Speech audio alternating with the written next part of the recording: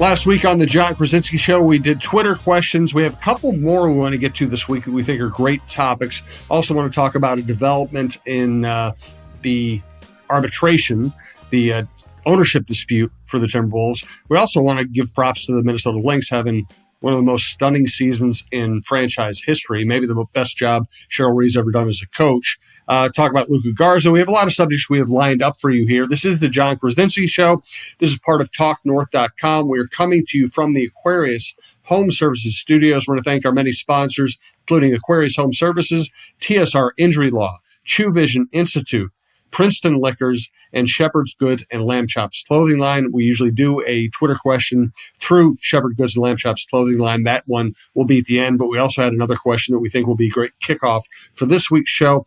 If you're new to the show, if you're new to TalkNorth.com, check out all the great shows we have. We'll keep growing. We have a great lineup. If you find a show you like, including this one, please subscribe to your favorite podcast app. It's free. It's the easiest way to listen. And we've added Brandon Shaver's high school football show, which is a blast. We have Kevin Gorg. We have Michael Russo, Jon Krawcynski, the Viking Update Show, Jeff Diamond, the former Vikings general manager, John Millay on preps, Roy Smalley, Lavelle Neal, and myself on baseball, outdoor content. Check it all out. We do appreciate it. So let's start here today, John. And you had a Twitter question sent in from Nathan Amat. I hope I'm getting your name right, Nathan. After the 2004 Western Conference Finals run, the Wolves had a very underwhelming 2005 campaign, which led to Flip getting fired. Why is this team better equipped to avoid a letdown year? And I'll start. I've just gone from being a beat writer and a feature writer to writing columns. So my introduction to really being around a team a lot, an NBA team a lot, was the 2005 season, coming in after that great 2004 run. And my God, I couldn't believe what a disaster it was. I'll let you pick it up, John. Yeah, I mean, great question, but from Nathan, and I think like a perfect kind of thing. We're 2 weeks away from Media Day. We're getting closer to kicking this season off. I think I have been saying, Jim, that I think this is the most anticipated season in Timberwolves history. And I think that there's only really two others outside of the very first season. There's only really two others that are even in the ballpark. And one is the Jimmy Butler year when they first signed him. I think that was a very highly anticipated season. But also then two was the 2004-05 opener, the after running to the Western Conference Finals and bringing a lot of the players back from that team. And there was a lot of optimism. I came in the middle of that season, moved back home. And my first day, as famously I've said this, is the day that Flip was fired. So I jumped into the middle of that season when it was just an absolutely festering turd of a season that was going wrong in so many different ways. But, for those of you who are looking for, I guess, a little bit more optimism about it, I want to start with this, and we'll just kind of go step by step. But first of all, Jim, maybe I think that this team that is coming back, number one, first and foremost, is just more talented than that 04-05 team was. You had Kevin Garnett at the height of his powers, and so maybe you'd say that Kevin Garnett was the best player of any of the players. If you mix and match all of these from that team and then this team. Now, I think a lot of people are really hopeful that Anthony Edwards eventually gets to usurp KG and maybe becomes a better player over the long haul. But KG was the MVP, the reigning MVP, and in his absolute prime. So you felt good about KG, but then you had Sam Cassell and Latrell Sprewell. Those were messes from a financial standpoint, and both were older players. Whereas with the Wolves, you have Karl Anthony Towns is in his prime, and he's an all-star, just like, but he's a multi-time all-star, whereas Sam Cassell was their only other all-star credit guy with an all-star on his resume. Wally Zerbiak eventually too, but I just think that top to bottom from a roster talent standpoint, you had Naz Reid, you have You have Jade McDaniels, Rudy Gobert, and Mike Conley. Like, I just think that this team is just a better overall team than that. So you start there, I think, when you compare these two and say, if you want optimism, this team is more talented. So there's a better chance of them kind of taking a leap rather than hitting some kind of wall that they did in that season. I think like the second and third columns I ever wrote for the Minneapolis Star Tribune. And by the way, a column's different than a more objective beat writer or news report. It is supposed to be opinionated. And like I get the column, and all of a sudden Latrell Sprewell is saying that a 3-year contract worth $21 million would not be enough for him to feed his family. Thanks for putting on the tea, Latrell. I do appreciate it. But it was very clear leading into that season that Cassell and Sprewell thought that the reward for getting that team to the Western Conference Finals, and by the way, 2004, Cassell was phenomenal until he hurt himself. They might have won the championship if he was healthy. If he hadn't hurt himself with the stupid celebration. And Sprewell was a great defender and a very good all-around player. They were fantastic. But they thought that great year would lead to large contracts for them. When they didn't get them, they basically sabotaged Flip the next year, which this will tell you how great a guy Flip Saunders was. Sam Cassell basically got Flip fired, and later Flip hired Sam Cassell as his assistant coach. How about that? Water under the bridge. My God. Just amazing. But yet, so that part, Jim, I think is like a second tentacle to explore with the comparison of these two teams, because you're right. Like the downfall of that 04-05 group was selfishness and financial in terms of the two other main guys of the TWolves, as they called them, were unhappy with their contracts. And this was, just like pouting, doing all that stuff. So one of the strengths of this team, the current team in last year, and we talked about this on the show several times, is that everyone on that team outside of Kyle Anderson essentially had longer term deals in place or multi-year deals, and they all got paid. Jade McDaniels got paid. Anthony Edwards got paid. Karl Anthony Towns got paid. Rudy Gobert was already was still in his Utah contract. He's been paid. Conley's been paid. Naz Reid got paid. Like all of these guys got paid. And so there was not that concern about their financial futures, about where they were going to be in in the next year, other than Kyle Anderson. And he left and went to Golden State.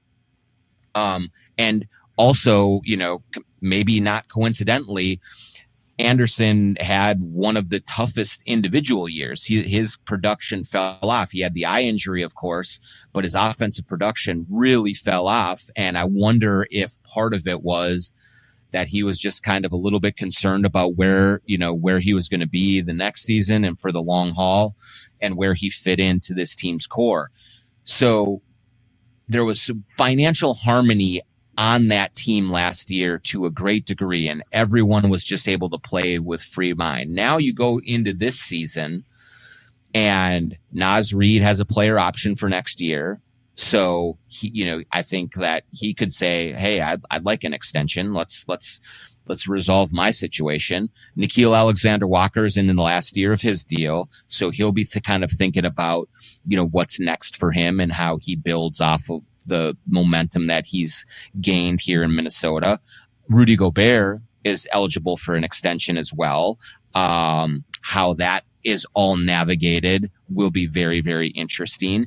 And Karl Anthony Towns is under contract and has, there's no issues with his contract, but certainly there is a belief that if things do not work out well for the team this year, he could be a candidate to be traded, just because of his contract and the size of it. So there is a financial element to this season that the Wolves will have to navigate, that Tim Connolly will have to navigate. I'm sure that Chris Finch will have to help out with a little bit. That was not present last year. And I'm just really interested to see how the Wolves go about approaching that. Who gets contracts and who doesn't? How do they manage the guys who do not get them?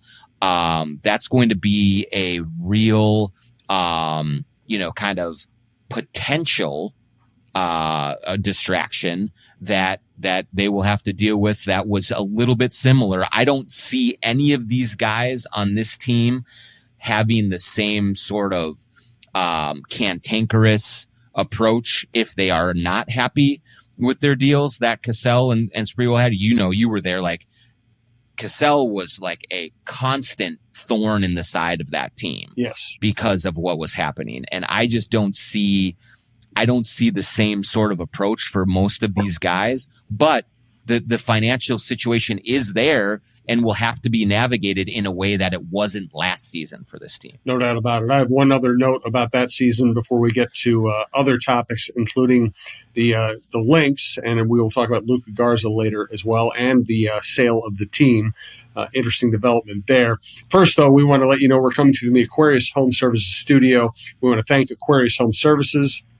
Also want to tell you about TSR Injury Law. They've been sponsoring the show forever, one of our longest running sponsors. They've been great to us as not just this show, but as an organization. And it's been great to work with them. We trust them completely. If you're ever injured, you can trust them too. Call 612-TSR-TIME, 612-TSR-TIME. We hope you don't need to call them, but if you do, you're going to need good, reliable, ethical service.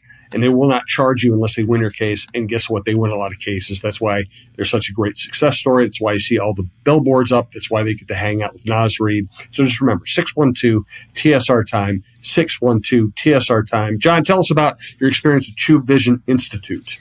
True Vision Institute is in Bloomington. I went down there almost 2 months ago now, I believe, to have LASIK surgery. And I still am at the point, everyone, where even 2 months later, as I go to get into bed at night, I reach up and try and take glasses off because I've been wearing glasses since I was in 4th grade, glasses and contacts. And to not have that sort of thing just hanging on my face, it's been an adjustment and a great adjustment. I was telling some friends just yesterday what a difference it does make when you're talking about just being able to jump into a swimming pool and not have contacts get gummed up, to be able to get into a shower and not have to like hold the shampoo bottle right close to my face so I could see if it was shampoo or conditioner. There are so many little things that are easier since I've had LASIK, and just being able to just see near and far without the aid of contacts or glasses, knowing that I don't have to go in for eye exams every year, don't have to drop a couple $100 every couple of years, several $100s on glasses and new glasses and contacts. It's just very freeing. And the people at True Vision are wonderful to work with. Go to TrueVision.com to set up a consultation. They will take you through all of your options, not just LASIK, but other options for vision correction, and see what's right for you. They are so friendly, so warm, so inviting, and Dr. Chu is just incredible to work with. So go to TrueVision.com and sign up for a consultation and tell them the Jon Krawcynski Show sent you. So I was just starting off as a columnist at the time when the team was collapsing, and I remember Glen Taylor not appreciating the way I wrote about the team. So it was a great career move for me to tick off the future owner of the Minnesota Star-Tribune. It was a match made in heaven is what it was, Jim. And just with me for all your career advice. Yeah. Yeah. But, he was, and I think he continues to be very cognizant of the conversation around the team. And I do think he does get, his hackles up a little bit more. I would imagine back then too, especially I think in a lot of the era that I've covered the Wolves very closely, he's been less sensitive to it just because the team has been so bad for so long. But at that point, they had 8 straight playoff appearances and they went to the Western Conference Finals. And then he could be looking at why are you so negative? But you were right. You were right to be negative. That team was falling apart at the seams. One thing that I do believe, another thing, reason for optimism, if you want it, about this team compared to that team is I just do believe that the combination of Tim Connolly and Chris Finch at the top of the leadership food chains for coaching and front office is really strong in terms of their ability to communicate and handle adversity and deal with some of the dramas that will inevitably come to every team in an NBA season. I don't know that was Kevin McHale's strong suit. Was trying to figure that stuff out. And, a lot of times you heard Kevin just talk about what it was like when he was with the Celtics and he was playing and it was just there was a generational clash there that was different. And Connolly, I just think has such a better way about him in terms of relating to players, in terms of communicating with agents, in terms of like just having to deal with a lot of the BS that a president of basketball operations or a general manager has to deal with. He just has really good relationships. And I think that can help make sure that, some of these little things that are maybe little things right now do not blossom or explode into big things. And then Finch is a really straightforward communicator as well. He's not going to run from any confrontation or adversity. He's going to meet it head on. And there is a real sense of authority, I think, with the two of them in that organization. And that's a strong place to be for this team heading into what is going to be a pressure-filled and also very exciting season. Yes. Tell us about Princeton Liquors.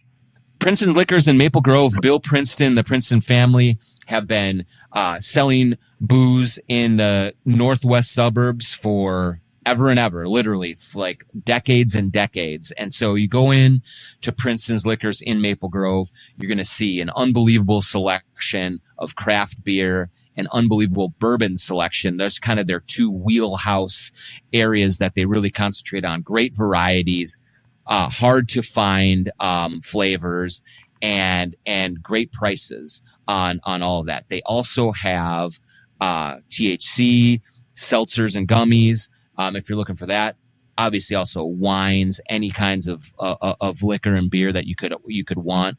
Go into Princeton's Liquors in Maple Grove and support a community-run business that has been a family-owned business for years and years. Bill Princeton is a big-time hoops fan, wore the Crunch costume as an intern in the early 2000s, and he's been a big supporter of ours, and so we'd like to support him as well. No doubt about it. I also want to hear more about Shepherd Goods and Lamb Chops clothing line. SGLambchops.com is the place to go for some of the most stylish, comfortable, high-quality casual wear you're ever going to find. We're talking about sweatpants. We're talking shorts, T-shirts, hoodies, hats. The guys at Lamb Chops have been doing it for a long time, and they have really kind of found their own style and their own voice in this community, another local community with really cool stuff that is ultra comfortable. You can wear it around the house when you're chilling out, watching football and basketball. You can wear it out on the town with some of the stuff that is so stylish and so cool that you wear it out for a night in the North Loop if you wanted to. Go to sglambchops.com enter the promo code JONK20. You'll get 20% off your order there. High quality, durable, really good stuff that is going to look good for a long, long time. Best shorts I've ever owned. Some of the most comfortable hoodies I've ever worn. Go to sglambchops.com, JONK20 for 20% off anything there. I'm stunned by what the Lynx are doing this year. I thought they're coming off 2 losing seasons. They didn't add any superstars. They didn't draft somebody who was going to be productive this year. Their last 2 number 1 draft picks really haven't played much. And they're in line to be the number 2 seed in a league with just incredible talents, where it's hard to it's hard to get up there with the super teams. They're finishing well ahead of the Las Vegas Aces. They have a chance to finish ahead of Connecticut, which is excellent, which eliminated them last year. I'm just kind of blown away by this. It's amazing, Jim. When you look at it, I mean, they have beaten New York, which I think is, has been clearly the best team in the league all year. They beat them 3 out of 4 times, right? Including the Commissioner's Cup. Yep. Yeah, the Commissioner's Cup game. They just won in New York on Sunday, and really kind of just wire to wire, held double-digit leads for most of the game, and that was kind of a statement win. And when you look at the way that they are playing, it is the kind of team that I think, especially Minnesota fans, just love to root for. Yes, Nafisa Collier has been amazing. And it deserves to be in the MVP consideration, even though Asia Wilson was clearly the best player and the heavy favorite. All of that, that's no problem. But Fee has played so well this year that she at least deserved to be in the conversation. Courtney Williams, Kayla McBride, you have really good players, but it's much more about not the individual talents, but how that talent plays together. And I think Cheryl Reeves done an incredible job of getting this team to understand how it has to win games, and then executing both defensively with just the intensity that they play with on that end of the floor, and then the beautiful teamwork that they use on the offensive end and the great shooting. I mean, you're talking about possessions that will have 5 or 6 passes easy, and then, create an open 3 that they make. They shoot a lot of threes. They knock down that. Courtney Williams is deadly in the mid range with her jumper. And then, Collier can go to work near the rim, but it's a really fun style of play, and they know that they have to play together to win games. They know that they can't do it by just being carried by 1 or 2 players. And, they just really believe in it, and you can see it the way they carry themselves, the way that they are playing heading into these playoffs. You have to talk about them as a championship possible team, which would be the most unlikely championship of any of them. It's an entirely different style than those Lynx played, in terms of just like the heavy star power that they used to overwhelm opponents back in the day. Now this is a team that is just humming on all cylinders and really fun to watch. Yeah, and 2 players I want to highlight. Number 1 is Courtney Williams. Yep. I think Cheryl's had point guards play well for her since Lindsay Whalen left. She hasn't had a point guard be the person leading the team the way she wants it led necessarily. And this ability to play physical defense, to hit big shots, to run the offense. And she really, hasn't been a point guard her whole career. She's kind of a combo guard who's playing point guard. It's really interesting to see her be the answer to a question that Cheryl's been searching for a long time. I every time that she kind of either comes off a screen or the ball finds her, in that 18, 20 foot range, and she raises up, take a shot, I'm like, this is going in. Yep. Like it's so reliable. And she does play with a lot of confidence, and she does play with a lot of intensity and kind of and verve about her game that I just love. There's a little bit of Whalen in her in terms of like, obviously Whalen was a great orchestrator and great passer, but she also excelled kind of in that in-between game. Like she could operate pulling up at the elbow and knocking down jumpers, kind of using maybe more angles to get to the rim and get some space there, but wasn't going to be sort of super dynamic in terms of the way that she played offensively, but ultra reliable and just that pull-up jumper. I can see Lindsay shooting that all the time just in my head. And Courtney Williams has added that and it's a real weapon for them because you have McBride, you have Carlton, you have, all of these, kind of 3-point shooters that spread the floor that way. Then you have some people, Collier specifically, that do damage right at the rim.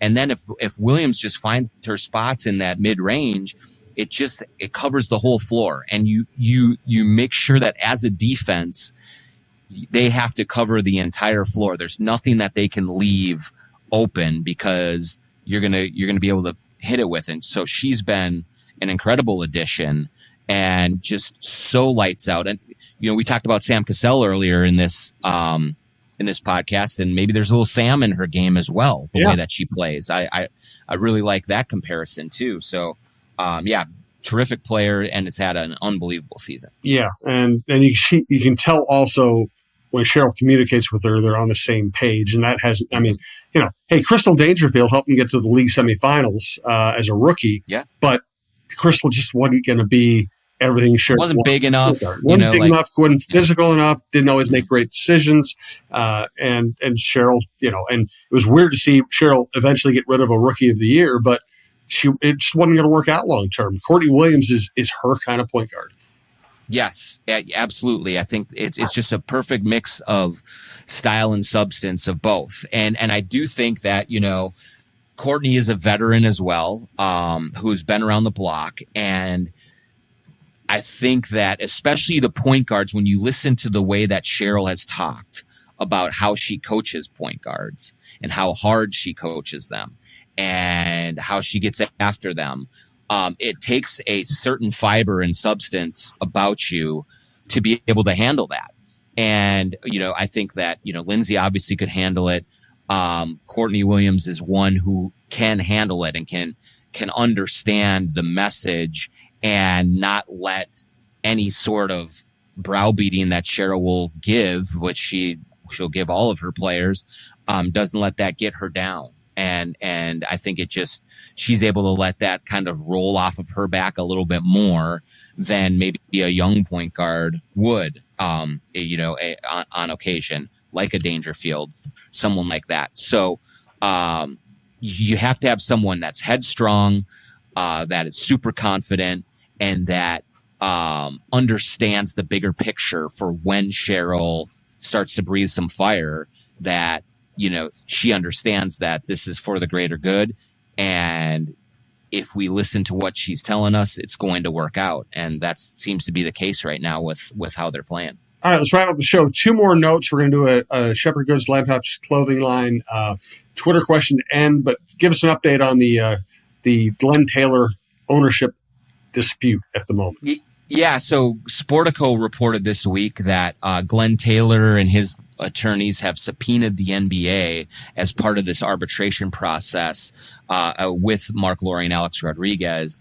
And it is notable in that I don't know how often this has happened where there is some sort of dispute like this and the league gets brought into it. The league has not commented on it. They're trying to kind of keep a low profile.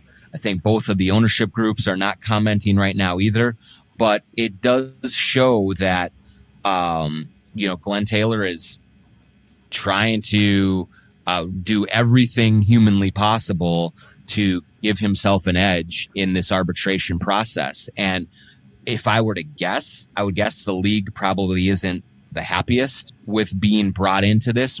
Adam Silver has several times been asked about it at Board of Governors meetings and has been very sort of adamant that the league is sort of staying on the sideline and letting Taylor and Lowry and Rodriguez figure this out on their own and go through this process on their own. So when you subpoena the league, you are bringing them into the fight in a way that they were trying to stay out of it.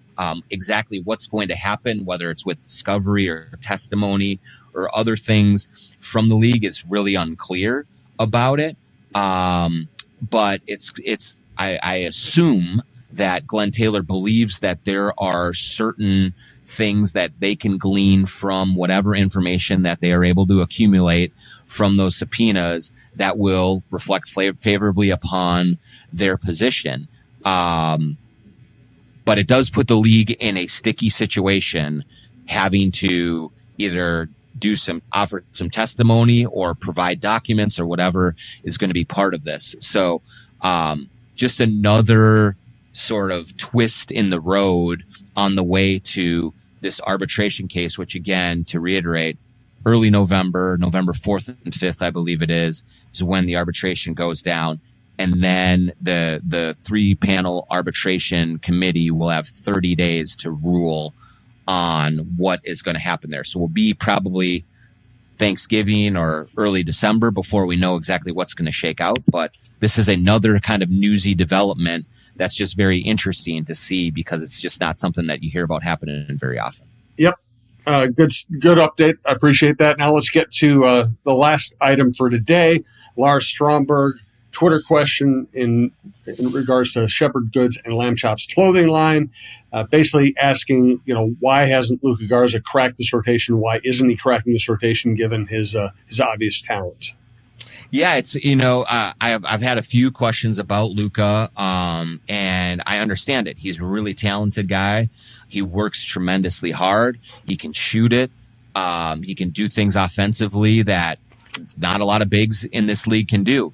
The only problem for Luka Garza in terms of playing time is that he is on a team with 2 bigs who can do what he does. And that's Naz Reid and Karl-Anthony Towns. And then you also add Rudy Gobert into that mix, and there's just not a lot of minutes to go around that are available for him to get extended run at all. I do think that if he were offered that opportunity, that he would perform well. But you have one of the best defensive players of his generation or any generation, Rudy Gobert.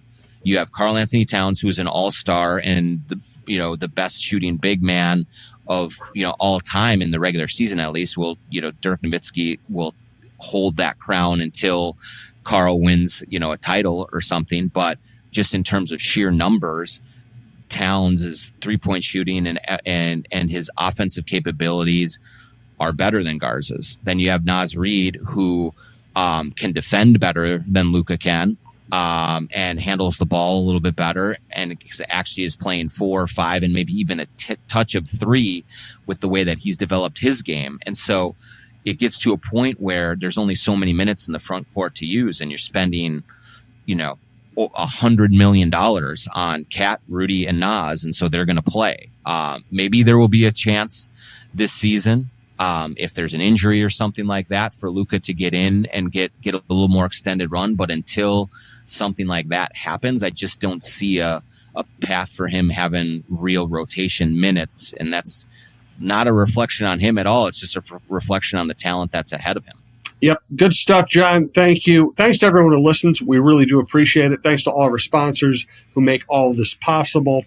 If you're a listener, support our sponsors. Let's keep this thing rolling, and let's look forward to a very interesting basketball season. Also, if you don't watch the Lynx, I highly recommend watching this team. They are a blast to watch.